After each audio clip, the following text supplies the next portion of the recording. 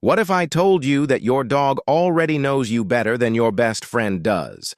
Not because they have been trained to, not because they have lived with you for years, but because they are literally wired, at a biological level, to read you in ways that no human being ever could. Right now, as you watch this, your dog is picking up signals from your body that you are not even aware you are sending. And here is the thing that will really get under your skin.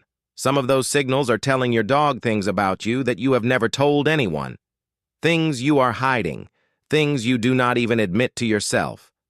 Stay with me, because by the end of this video, you are going to see your dog in a way you never have before.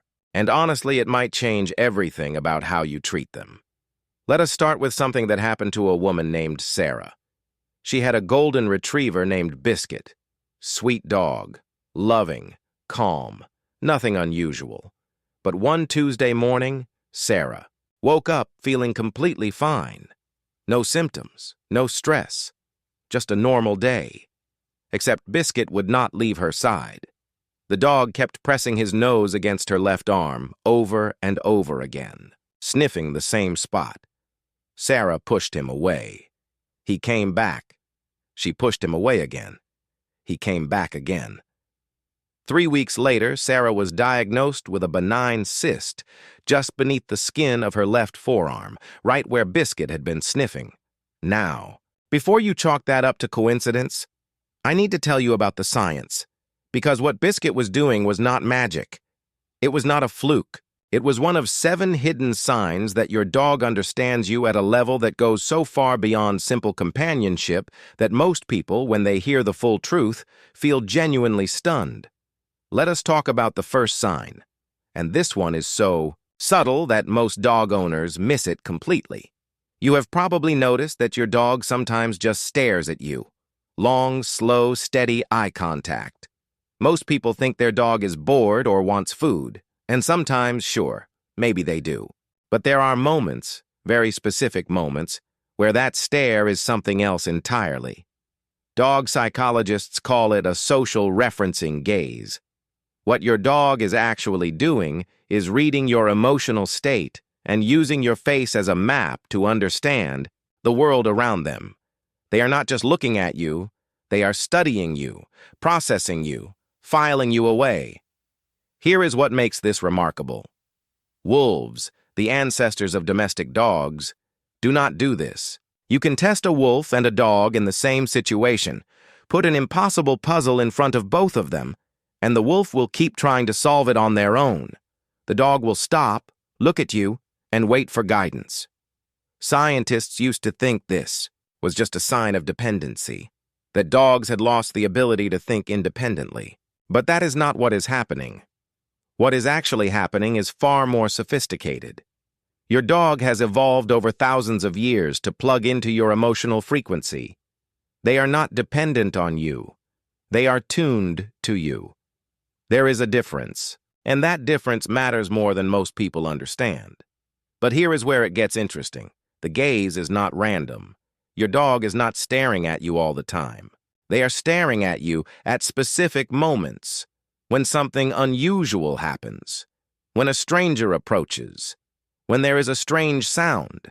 They are looking at your face first because your face tells them everything they need to know about whether they are safe or not. And here is the uncomfortable part. If you are anxious, if you are scared, if you are nervous but pretending to be fine, your dog knows. They know before you finish the performance. They knew before you even started it. Because they are not reading your words or your conscious decisions. They are reading something underneath all of that. Which brings me to the second sign. And this one genuinely unsettles people when they understand it fully. Your dog can smell your emotions. I do not mean that in a poetic way. I mean it in a completely literal, scientifically documented way. When you feel fear, your body releases a specific cocktail of hormones and chemical compounds.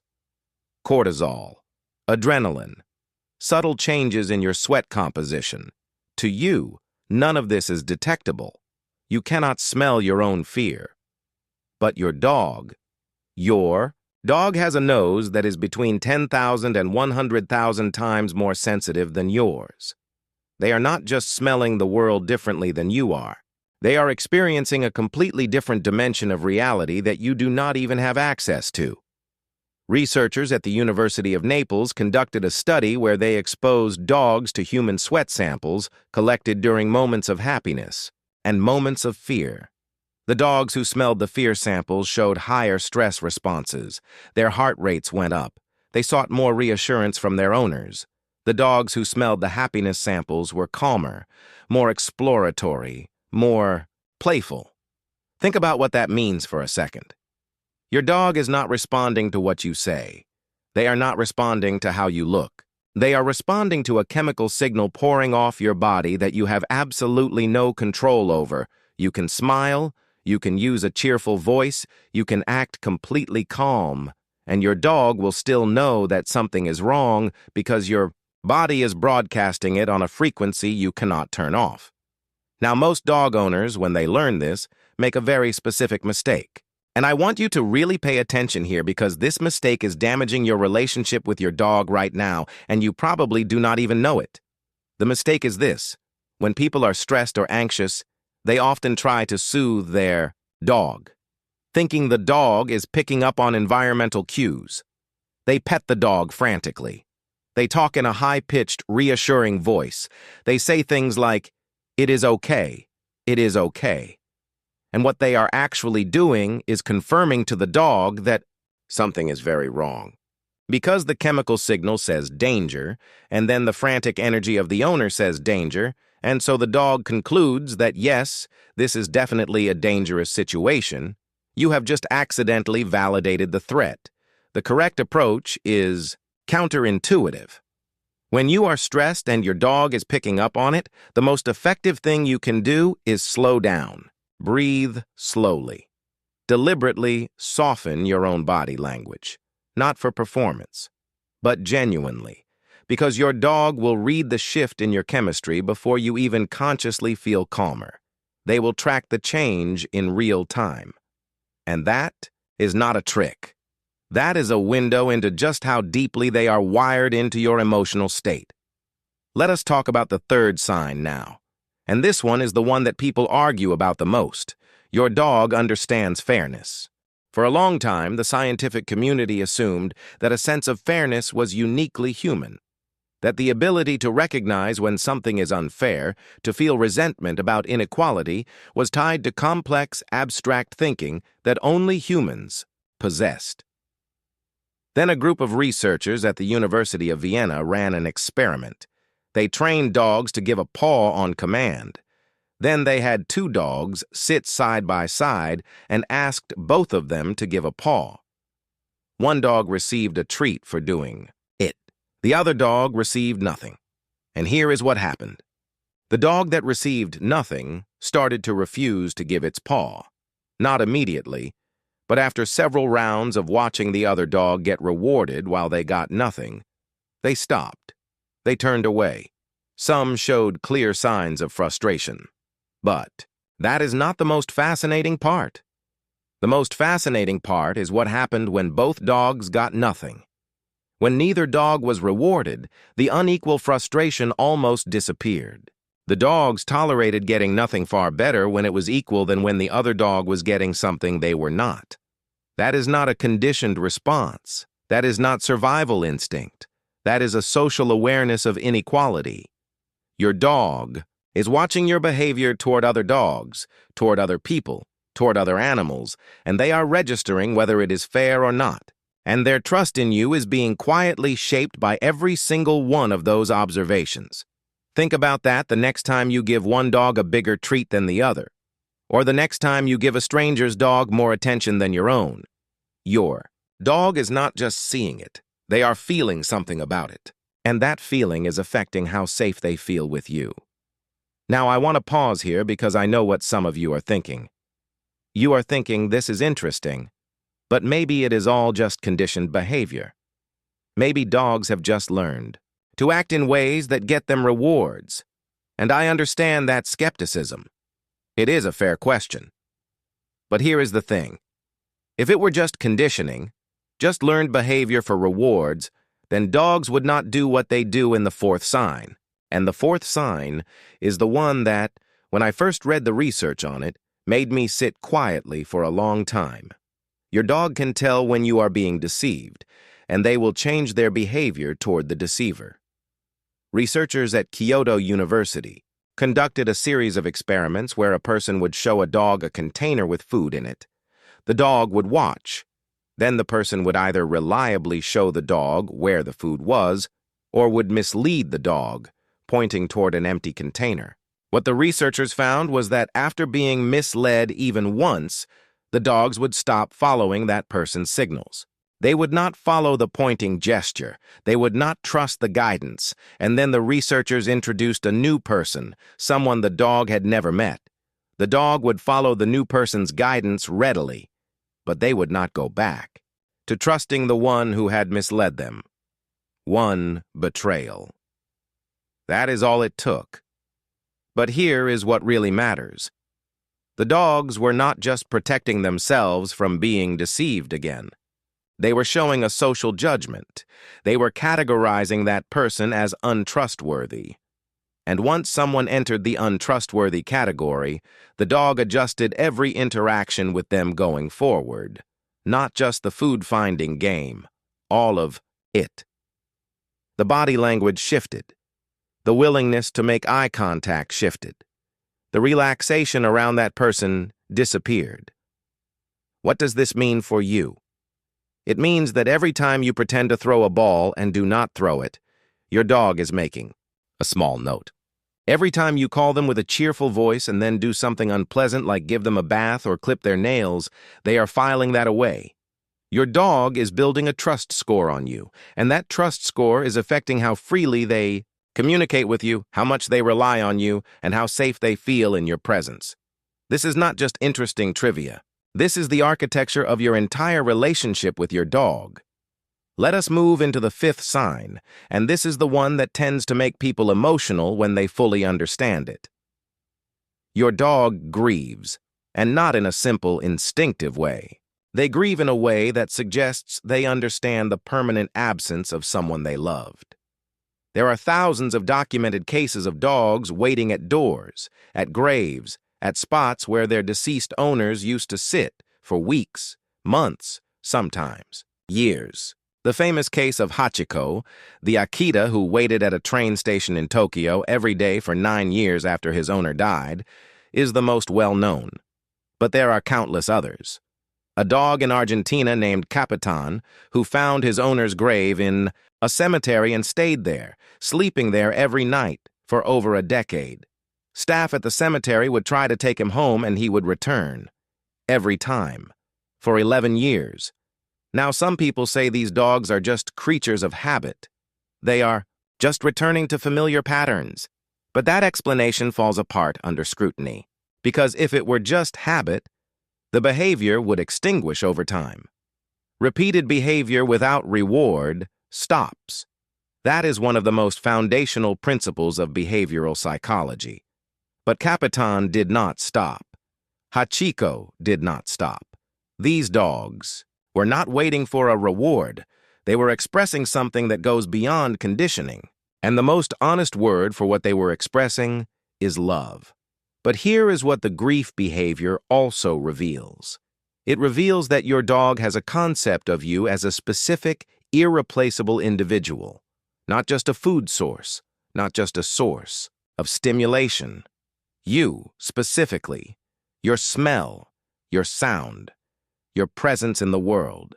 They know the difference between you being gone temporarily and you being gone permanently. Research has shown that dogs show different behavioral patterns when their owner is merely absent versus when their owner has died. The responses are categorically different, which means at some level they understand permanence. They understand that some absences do not end.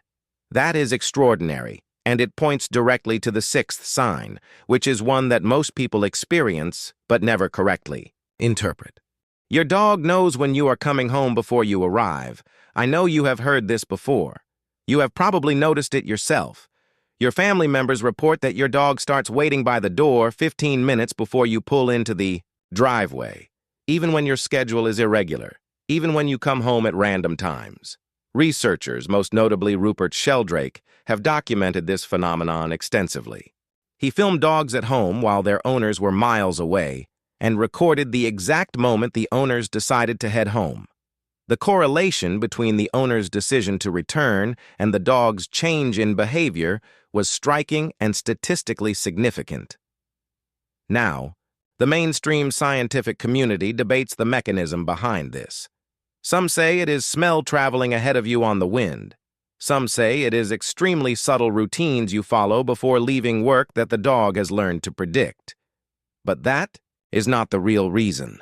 And what most dog owners do not realize is that even the scientific debate misses the deeper point entirely. Because regardless of the mechanism, what this behavior reveals is that your dog has built such a precise internal model of you, your habits, your chemical signature, your emotional rhythms, that they can predict your movements before those movements occur. You are not just a person to them. You are a system they have spent years mapping, studying, and understanding at a level of depth that most humans will never reach with each other. You think you know your dog. Your dog knows you in ways you cannot even fathom. And now we arrive at the seventh sign, the one I have been building toward, the one that ties all of this together. And I want you to stay with me here, because this is where it all becomes clear. Your dog mirrors your nervous system. I do not mean they copy your behavior. I mean something far more profound. Research published in the journal Scientific Reports found that the long-term stress hormone levels in dogs and their owners were synchronized. They measured cortisol in hair samples, which gives you a picture of stress levels over months, not just moments. And what they found was that the cortisol patterns of dogs and owners moved together over time. When owners had high chronic stress, their dogs developed high chronic stress. When owners were calm and regulated, their dogs reflected that too. But here is the critical detail. The directionality of the influence went from human to dog, not the other way around, meaning it was not that stressed dogs were making their owners stressed. It was that stressed owners were transferring their stress to their dogs. Over time. Biologically. Through every interaction, every touch, every shared moment. Your dog is not just reading you in the moment. They are absorbing your emotional life over the long term and incorporating it into their own physiology. You are not just your dog's owner. You are their emotional environment. You are the weather they live in. And here is the thing that I think deserves a moment of real stillness. Your dog did not choose to be synchronized with you because it was useful. They did not evolve this capacity because it helped them survive. They developed it because connection with you is, for them, the point. You are not just the hand that feeds them. You are the center of their world in a way that goes deeper than loyalty, deeper than training, deeper than habit. There is a concept in dog psychology called secure attachment. It is the same concept used to describe the bond between a parent and an infant. And dogs who have a secure attachment to their owners show the same neurological signatures as securely attached human children. The same regions of the brain light up. The same hormones are released. The same feeling of safety, of being fundamentally okay in the world, because this specific being is present, exists in your dog every time you walk into the room. They do not need you to be perfect. They do not need you to be consistent all the time, or to never lose your temper, or to always make the right call. What they need is to feel that you see them, that the relationship is real, that when they look at you with that long, slow, steady gaze, you look back, because they are not staring at you because they want something. They are staring at you because looking at you is, for them, enough. Think about everything we have covered. The social referencing gaze that maps your emotional state, the chemical sensitivity that reads your body from the inside out, the sense of fairness that quietly shapes their trust in you, the ability to detect deception that builds a trust architecture over time, the capacity for grief that reveals how specifically and irreplaceably they love you, the anticipatory behavior that shows how deeply they have studied you, and finally, the nervous system synchrony that means your dog is not just with you. They are, in a very real biological sense, a part of you. 7 hidden signs. All of them pointing to the same truth. Your dog does not understand you the way a person understands you, through language and logic and shared culture. They understand you the way no human ever could, through your body, your chemistry, your patterns, your presence, and your absence. They understand you through time and through devotion so complete that it rewires their biology to match yours. The next time your dog looks at you, really looks at you, hold that gaze a little longer than you normally would, because they have been trying to tell you something since the first day they came into your life. And now you know what it is. If this changed how you see your dog, share it with someone who loves their dog. And if you want to go deeper into the psychology of the bond between dogs and humans, there is more here that I think you will find genuinely surprising. Stay curious.